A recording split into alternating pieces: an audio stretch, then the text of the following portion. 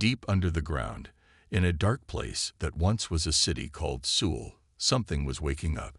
It was not alive, not in the way plants or animals are alive. It was a machine, a very, very old machine. Its name was AEGIS-9. For 500,000 years, AEGIS-9 had been sleeping. Its metal body did not move. Its computer brain did not think.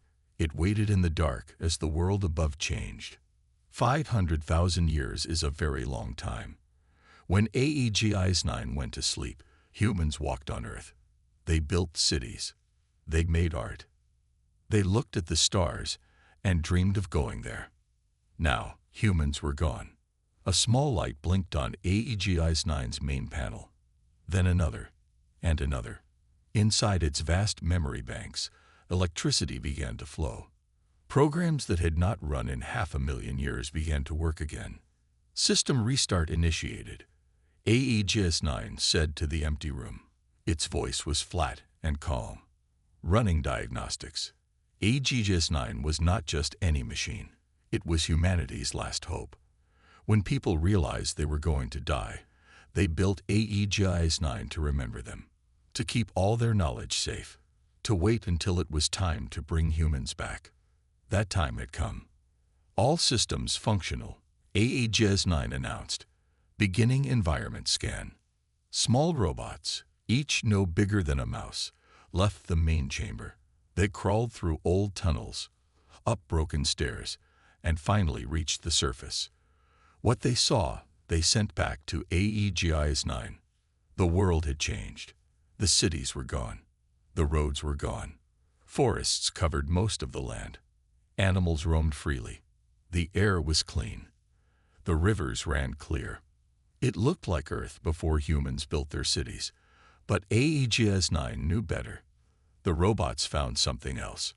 New cities, strange buildings, creatures that were not human walking on two legs, driving vehicles, flying ships that went to the stars. Alien presence confirmed, AEGIS-9 noted. Comparing to database. In its memory, AEGIS-9 found what it was looking for.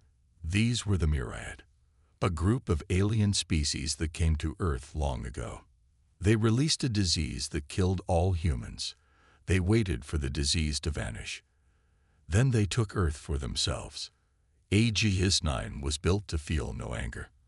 But its creator, Dr. Taho Kim, had given it something else, purpose. And that purpose was clear. Protect human knowledge. Bring humans back. Make sure what happened before never happens again. Initiating Project Rebirth, AEGIS-9 said. In another room of the underground facility, lights came on. A large tube filled with clear liquid began to bubble. Inside the tube, something very small started to grow. For the next week, AEGIS-9 sent more robots to the surface. They went farther each time, learning more about the Myriad. The Myriad thought they were the rightful owners of Earth now. They had removed almost all signs that humans ever lived here. They told their children that Earth was always meant to be theirs, that humans were violent creatures who would have ruined the planet. They did not know that deep underground, AEGIS-9 was listening, learning, planning. They believe humans are extinct, AEGIS-9 recorded in its log. This is an advantage. In the tube room, the small thing was now larger. It had a head, arms, legs, a heart that beat steadily. It was a human baby growing from genetic material saved by Dr. Kim before the end. AEGIS-9 watched the baby grow and made a decision. Subject will be designated Jin. 3 months later, the tube opened. The baby, now fully formed, cried as cool air touched his skin for the first time. Robot arms gently lifted him, cleaned him, and wrapped him in a soft blanket. AEGIS-9 had prepared for this moment for 500,000 years. It knew how to care for a human infant. It knew how to teach him to speak, to walk, to read. It knew how to help him understand who he was and why he was here. What AEGIS-9 did not expect was how Jin would change things. When Jin was 5 years old, he asked, "AEGIS, are you my father?" AGS-9 paused before answering. This question was not in its programming. No, Jin. Your father was Dr. Taeho Kim. He died long ago. I am your guardian. Jin thought about this. But you take care of me. You teach me. You protect me. That's what fathers do. AGS-9 did not correct him again. By the time Jin was 10, AGS-9 had made more humans. 5 more children now lived in the underground facility. Their names were Su, Hyun, Min, Young, and Jiwoo. They played together, learned together, and grew together under AGS-9's watchful eyes. Jin, as the oldest, helped teach the younger children. He was smart and kind. He understood why they were here, why they were important. AGS-9 had shown him videos of the old world, of cities full of people, of human achievements, and art and music. We have to be careful, AGS-9 told the children. The beings above do not know about us. If they find us too soon, they will try to hurt us, like they hurt humans before. The children understood. They were humanity's second chance. When Jin was 15, he asked to go to the surface. It is not safe, AGS-9 said. I know, Jin replied, but I want to see the sun. Real trees, the sky, not just on screens. AGS-9 calculated the risks. The nearest myriad settlement was 100 miles away. The chance of Jin being seen was very small, and Jin needed to understand the world he would help reclaim. Very well, AGS-9 decided, but only for 1 hour, and you must wear this. AGS-9 gave Jin a small device to wear on his wrist. It would hide him from myriad sensors and allow AGS-9 to find him if there was danger. The next day, Jin climbed the old stairs. He pushed open a heavy door that had not been opened in centuries, and for the first time in his life, he felt the sun on his face. It was more beautiful than he imagined. The trees were taller than the ones in AGS-9's images. The sky was bluer. The air smelled of plants and earth and life. Jin sat on a rock and looked at the world that should have been his people's home. He felt sad for what was lost, but also hopeful. Someday, humans would walk here again. Not just him and the other children, but many humans. He was so lost in thought that he almost missed the sound of engines. Jin ducked behind the rock, just as a myriad flying vehicle passed overhead. It was sleek and silent, with blue lights on its sides. It did not stop or slow down. The beings inside did not look down and see the human boy hiding below. But Jin saw them, the creatures that killed his ancestors. They had gray skin and long necks. Their eyes were large and yellow. They looked nothing like humans. Jin felt something new then, something AGS-9 had not taught him. It was a hot feeling in his chest, a tightness in his throat. It was anger. He returned to the facility and told AGS-9 what he had seen. I understand now, Jin said, why we have to be careful, why we have to be ready. AGS-9 noticed the change in Jin's voice patterns, the increased heart rate, the subtle changes in his expression. Yes, AGS-9 replied, but we must be smart, not just angry. Anger can lead to mistakes. Jin nodded. What's the plan, AGS? I know you have one. You've had 500,000 years to think about it. AGS-9's main screen flickered. Humanity will return, Jin. Not just in this small facility, but across Earth, then across the stars. The myriad took everything from humans once. They will not do it again. How? Jin asked. There are just 6 of us, and millions of them. We start small, AGS-9 explained. We grow our numbers. We learn about the enemy. We find their weaknesses. We build our strength. And when the time is right, we reveal ourselves. And then, AGS-9 said, we take back what is ours. In the tube room, more pods were lighting up. More tiny forms were beginning to grow. The revenge of humanity was just beginning. 50 years had passed since AEGIS-9 first woke up. The small group of 6 children had grown into a community of 30 humans. They lived in a hidden valley far from any myriad settlements. Aegis-9 had built their home inside a mountain, with rooms and tunnels that stretched deep underground. Jin was now 50 years old. His black hair had turned gray. Lines marked his face, but his eyes were still sharp, and his mind was still quick. He had become the leader of the human community. Sue, who had been the second child born, was now 25. She was tall and strong, with short dark hair and clever hands. From a young age, she had shown a special gift for understanding AEGIS-9's technology. Some days, she seemed to know what the AI was thinking before it spoke. The myriad do not know we exist, Jin told the gathered community. But we cannot hide forever. We need to know more about them. The humans sat in a large room they called the meeting hall. Some sat on chairs, others stood against the walls. All of them looked at Jin with trust in their eyes. AEGIS-9 and Sue have a plan, Jin continued. It is dangerous, but necessary. Sue stepped forward. In her hand was a small silver device. This will make me look like one of the myriad servant species, she explained. Not one of the main myriad, but a lesser type they allow in their cities. I will go to their largest settlement and find their central records. We need to know their plans. A young man named Hyun raised his hand. Why do we need to know their plans? Why not just stay hidden until we are stronger? Jin nodded. It was a good question. AEGIS-9, please explain, he said.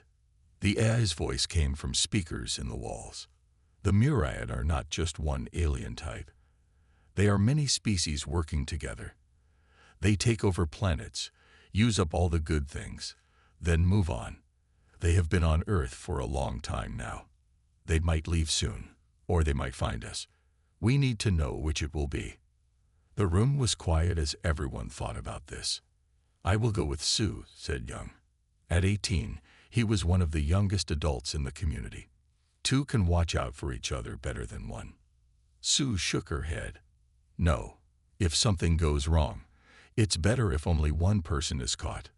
The rest of you need to continue our work here. No one argued. They all knew what was at stake. If the myriad found them all, humans might really go extinct forever this time. 3 days later, Sue stood on a hill looking down at a myriad city. It was nothing like the human cities she had seen in AEGIS-9's old videos. The buildings were tall but curved, like giant plants growing toward the sky. They had no sharp edges. Everything flowed together in shades of blue and green. Sue touched the silver device on her neck. Her skin rippled in change. Her face shifted. In seconds, she looked like a myriad servant species called a Vex. She was shorter now, with blue-gray skin and large eyes. Communication test. AEGIS-9's voice said inside her head. The AI was talking to her through a special link in her brain. I hear you, Sue whispered. I'm going in now. She walked down the hill toward the city. Her heart beat fast, but her steps were steady. She had trained for this mission her whole life. The city had no walls or gates. Sue simply walked in, joining the flow of different alien types moving along wide paths. None of them looked at her twice. To them, she was just another Vex servant going about her work. Sue followed the map AEGIS-9 had made from its flying robot's observations. The Central Records building was in the middle of the city, a tall blue structure with many windows that caught the sunlight like a giant jewel. Remember, you only need to place the data collector, AEGIS-9 reminded her. It will copy their records without being detected. Sue nodded, forgetting that the AI couldn't see her. She entered the building and tried to look like she belonged there. Other Vex worked inside, carrying things, cleaning, and helping the taller, gray-skinned true myriad. She found a quiet corner and took out what looked like a small blue stone. It was actually an advanced computer made by AEGIS-9. She placed it against the wall, where it stuck like glue. The stone would connect to the Myriad's data systems and send information back to AEGIS-9. Device placed, she whispered. I'm leaving now. Wait, AEGIS-9 said suddenly. I'm getting strange readings. Go to the lower level. There's something important there. Sue frowned. This wasn't in the plan. But she trusted AEGIS-9. She found some stairs and went down to the lower level of the building. This area was different. The walls were thick. Guards stood at certain doors. Whatever was down here, the Myriad wanted to keep it safe. Third door on the right. AEGIS-9 guided her. There's a gap in their security system. You can get in. Sue waited until the guards were looking away, then slipped through the door. Inside was a room full of glowing containers. Each one held what looked like a piece of rock or metal. These are artifacts, AEGIS-9 explained. Human artifacts. Things they saved from Earth's old cities. Sue's heart jumped. The Myriad had kept pieces of human civilization. But why? She moved closer to one container. Inside was a simple metal object. It took her a moment to recognize it as a watch, like the ones humans wore on their wrists to tell time. They're studying us, she whispered. Learning about us. Correct, said a new voice. Sue turned quickly.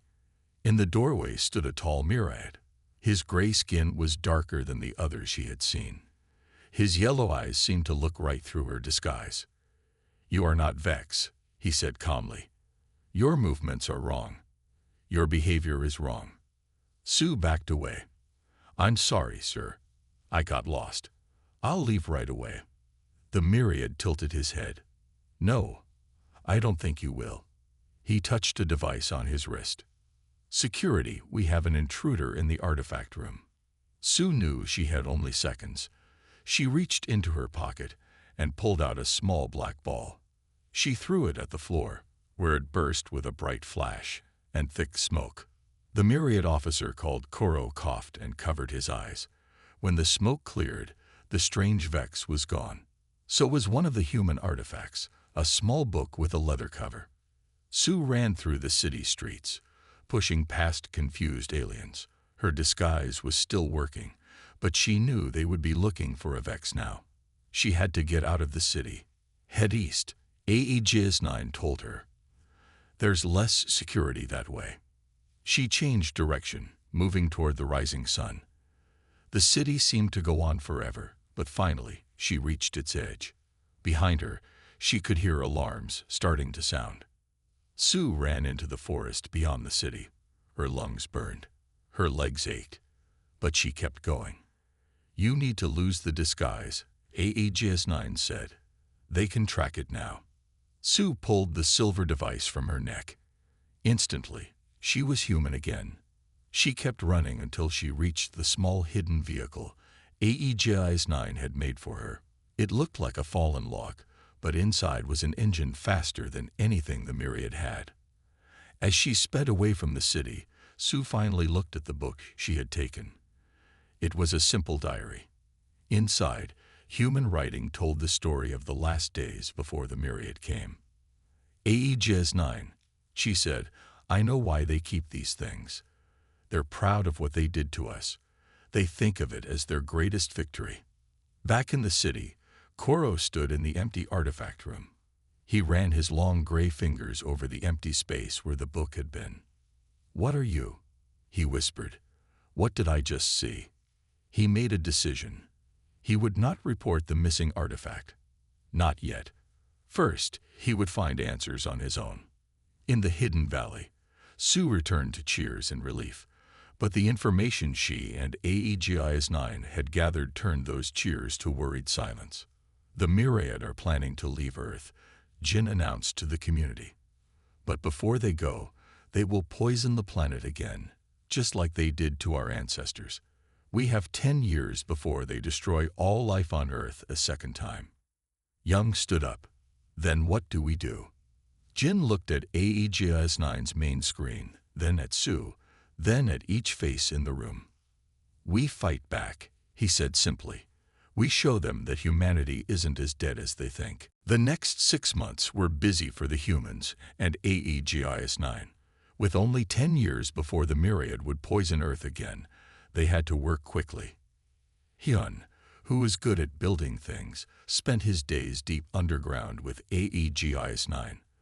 They were waking up other AI systems that had been sleeping for 500,000 years. Dr. Kim had not built just one AI. He had made many, hiding them in different places around the world. Connection established with Atlas IV in what was once called Europe, AEGIS-9 announced one day. Its voice echoed in the large cave where Hyun was working. Hyun smiled. That made 5 AIs now working together.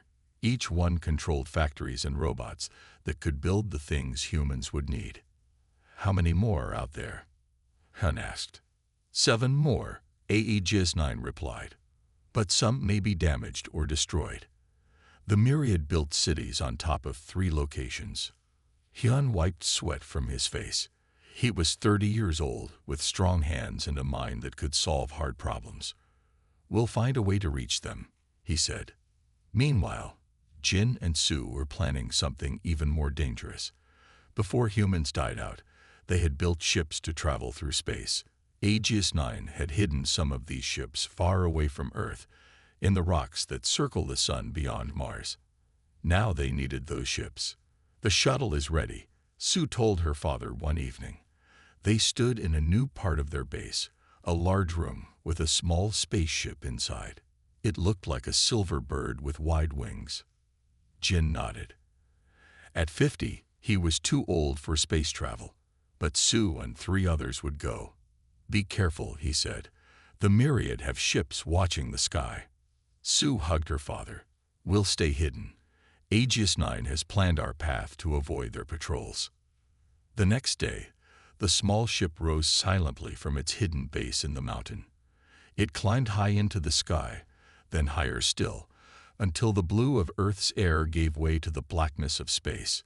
The ship moved fast, faster than myriad ships could go. AEGIS-9 had improved the old human designs. Sue looked back at Earth through a window. From space, it looked peaceful. She could see the green of forests, the blue of oceans, the white of clouds.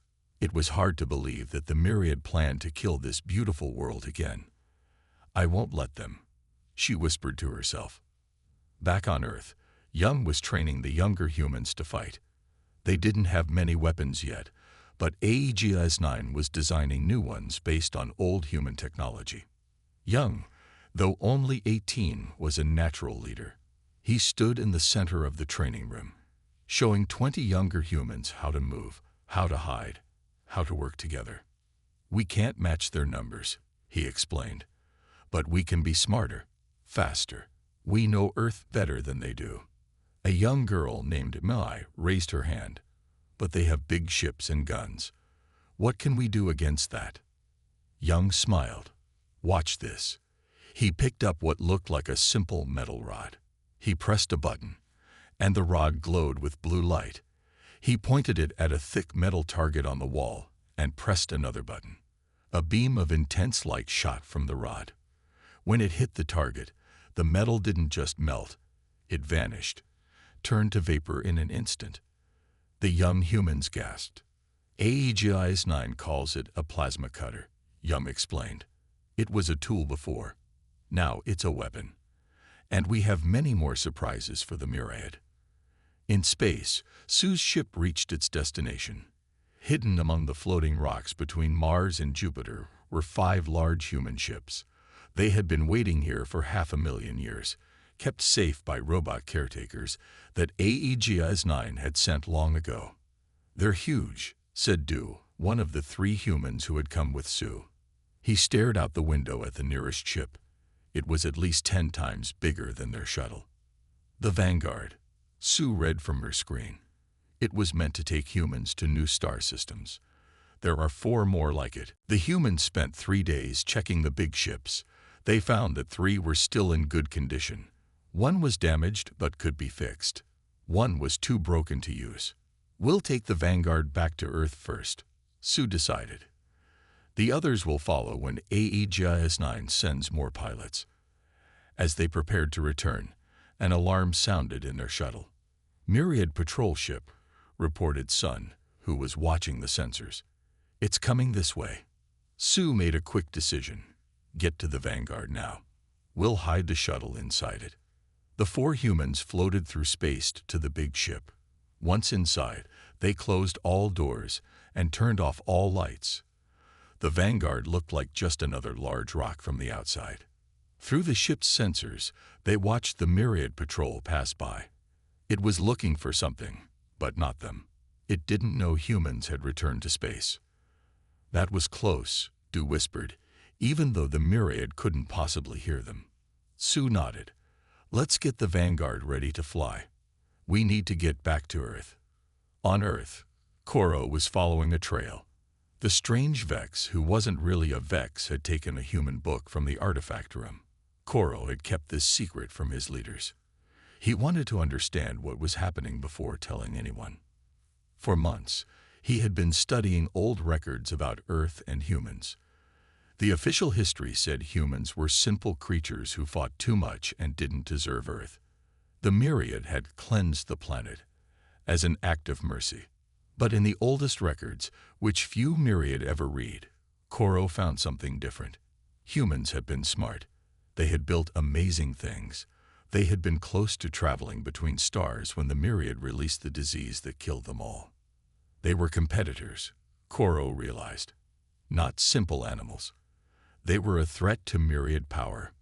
He also found strange energy readings from a mountain range far from any Myriad city.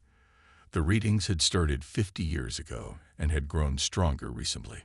Koro decided to see for himself. He took a small ship and flew to the mountains, being careful not to file a flight plan. No one knew where he was going. As he flew over the thick forest that covered the mountains, his ship's sensors picked up an unusual reading. Something big was moving under the trees. Koro landed his ship and continued on foot. He moved quietly through the forest until he reached a small clearing. There, he froze in shock. In the clearing stood a creature from the old records, a human. It was Young, who had left the base for a routine patrol. Young saw Koro at the same moment.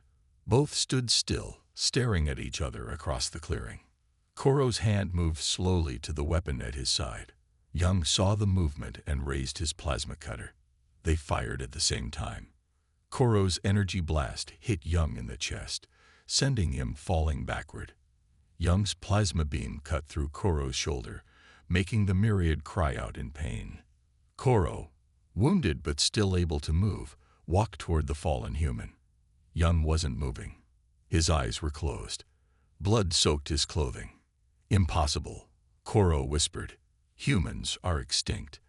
They died 500,000 years ago. He bent down to touch the human, to make sure it was real. As he did, Young's eyes snapped open. With his last strength, Young pressed a small device on his wrist. Emergency signal sent, Young gasped. Then his eyes closed again. Koro heard the sound of fast movement through the forest. More humans were coming. He ran back to his ship, holding his wounded shoulder. As he took off, Koro made a decision. He had to tell his leaders what he had found. Humans had returned. This would change everything. HFY-9 received Young's emergency signal.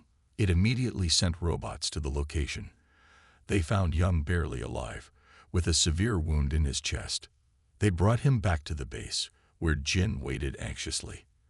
The base's medical system tried to save Young, but the damage was too great.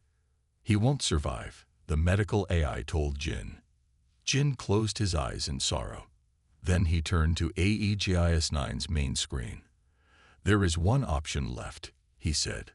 The transfer protocol, HFY-9 replied. It has never been tested on humans. Test it now, Jin ordered. We cannot lose him. In a special room deep in the base, robots placed Young's dying body in a clear tube. Wires connected to his head. A second tube nearby held what looked like a human body, but it wasn't made of flesh. It was a perfect machine copy of Young. created by HFY based on Dr. Kim's final designs. Beginning neural transfer, HFY announced. Blue light flowed through the wires from Young's head to the synthetic body. His memories, his thoughts, everything that made him who he was, moved from his failing brain to the new one. Hours later, the synthetic Young opened his eyes. Did it work? Jin asked hopefully. The new Young sat up and looked at his hands. They looked like his old hands, but they were stronger, better. I feel different, Young said, but I'm still me. He stood up, steady and strong. His chest showed no sign of the wound that had killed his human body. The myriad, Young said urgently. One of them saw me. He knows humans are back. Jin nodded grimly. Then we have less time than we thought. We must accelerate our plans. At that moment, Sue's voice came through HFY's communication system. Father, we've returned, and we brought something with us. There was excitement in her voice. Look outside. Jin, Young, and the others rushed to the entrance of their mountain base. There, hovering silently above the trees, was the massive shape of the vanguard. Humanity's return to the stars had begun, and the myriad were about to learn that revenge can wait a very long time. Koro stood before the High Council of the myriad. The 7 leaders sat in tall chairs, looking down at him with their yellow eyes. Their gray skin seemed to glow in the soft blue light of the council chamber. Speak, said the tallest one. His name was Cole, and he was the supreme director of all myriad on Earth. Koro's shoulder still hurt where Young's weapon had burned him. He stood straight despite the pain. Humans have returned, he said simply. A murmur ran through the council chamber. The 7 leaders looked at each other. Impossible, said one. We killed them all 500,000 years ago. I saw one with my own eyes. Koro insisted. I fought it. I wounded it. It was a human, just like in the old records. Sol leaned forward in his chair. Where? In the northern mountains, Koro said. They have a base there, and they have weapons we have not seen before. Sol was quiet for a moment. Then he stood up. If humans have somehow survived or returned, they must be eliminated again. They are dangerous. They multiply quickly. They fight for territory. We cannot allow them to threaten our plan to leave Earth. The other council members nodded in agreement. Prepare our forces, Sol ordered. We will crush this human nest, and this time we will make sure none escape. In the human base, HFY detected the myriad ships taking off from their cities. They are coming, the AI told Jin and the others. Many ships, many warriors. They know about us now. Jin looked at the screens showing the myriad fleet. There were hundreds of ships. The humans had only 4, counting the ships Sue had brought back from space. We need more time, Jin said. We're not ready yet. Young, in his new synthetic body, stepped forward. Then we'll make time. We can't fight them all, but we can slow them down. Sue nodded. We have the vanguard. It's faster than their ships. We can hit them and run. Lead them away from here. Jin didn't like it, but he saw no other choice. Do it, but be careful. We can't lose you. Sue and Young led a small team to the vanguard. The huge ship rose silently into the sky, its engines glowing with blue fire. HFY, Jin said to the AI. It's time to wake the others. All of them. We need everything we have. Beginning global activation, HFY replied. All systems, all facilities. Across the planet, in hidden bunkers and secret caves, lights began to come on. Machines that had waited 500,000 years started to move. The full plan of Dr. Kim was finally being revealed. The vanguard met the myriad fleet high above Earth. The human ship was bigger than any single myriad vessel, but it was just one against many. They're spreading out to surround us, Young said, looking at the ship's sensors. Sue nodded. Good. That's what we want. She pressed a button on the control panel. Fire. The vanguard released a dozen small, fast objects. They shot toward the myriad ships, too quick to be stopped. When they hit, they didn't explode. Instead, they stuck to the hulls of the alien ships. Tracking devices attached, reported Du, who was working at another control panel. They'll follow us now, no matter where we go. Sue turned the vanguard away from Earth. Full power to engines. Let's take them for a long ride. The huge human ship accelerated suddenly, moving faster than anything the Myriad had ever seen. Many of their ships turned to follow, just as Sue had planned. They're taking the bait, Young said with a smile. More than half the fleet is chasing us. Sue looked back at the screens showing Earth getting smaller behind them. I hope it's enough, she said quietly. On Earth, the rest of the Myriad fleet found the human base in the mountains. They surrounded it, their weapons ready. Then they attacked. Energy beams cut into the mountainside. Explosions shook the ground. Trees burned. The entrance to the human base collapsed in fire and smoke. Zol watched from his command ship. No one could survive that, he said. The human problem is solved. Just then, one of his officers spoke up. Sir, we're detecting energy readings from all over the planet. Hundreds of them. Thousands. Sol frowned. What kind of energy?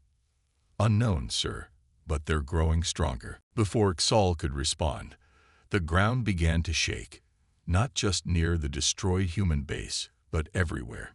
In myriad cities across the planet, the earth trembled. Then things began to rise from the ground. Huge metal structures broke through the surface, sending dirt and rock flying. Some came up in forests. Some rose from the bottom of oceans. Some even pushed up through the centers of myriad cities. They were factories, shipyards, weapons platforms, all built by humans 500,000 years ago, hidden underground, waiting for this day. And they were not empty. From each facility came machines. Some looked like humans made of metal. Others were clearly robots built for fighting. All moved with purpose, directed by HFY 9 and the other awakened AIs. In the sky, new ships appeared. They rose from hidden bases, sleek and deadly. They were not as large as the Vanguard, but there were hundreds of them. Sol stared at his screens in shock. Impossible, he whispered. How could they hide all this? His question was answered by a voice that came through his ship's communication system. You took our world, said Jin. You killed our people. You thought we were gone forever. But humans plan ahead. We prepared for this day for 500,000 years. Jin stood in a new command center, deep beneath the ocean. He had escaped the mountain base through a secret tunnel before the attack. Aegis 9 had brought him here, to the largest of the hidden facilities. You have a choice, Jin continued. Leave Earth now while you still can, or stay and fight. But know this, we will not lose our home again. In space, far from Earth, the Vanguard had led the pursuing myriad ships into a trap. 3 more human ships, the ones Sue's team had found among the asteroids, were waiting. Now, Sue ordered. The 4 human ships fired together. Not with energy beams or explosives, but with something stranger. Waves of distortion hit the myriad fleet, making their ship's systems fail. Engines died. Weapons went dark. Life support barely worked. Young looked at Sue. We could destroy them all now, he said. They're helpless. Sue shook her head. That's not the plan. We disable them. Then we offer them a choice, just like Jin is doing back on Earth. She opened a communication channel to the Lid Myriad ship. Your ships will work again in 1 day, she told them. That gives you time to decide. Join the others leaving Earth, or die fighting us. The choice is yours. On Earth, the battle had already begun in some places. Myriad soldiers fought against human robots and synthetic bodies like Young's.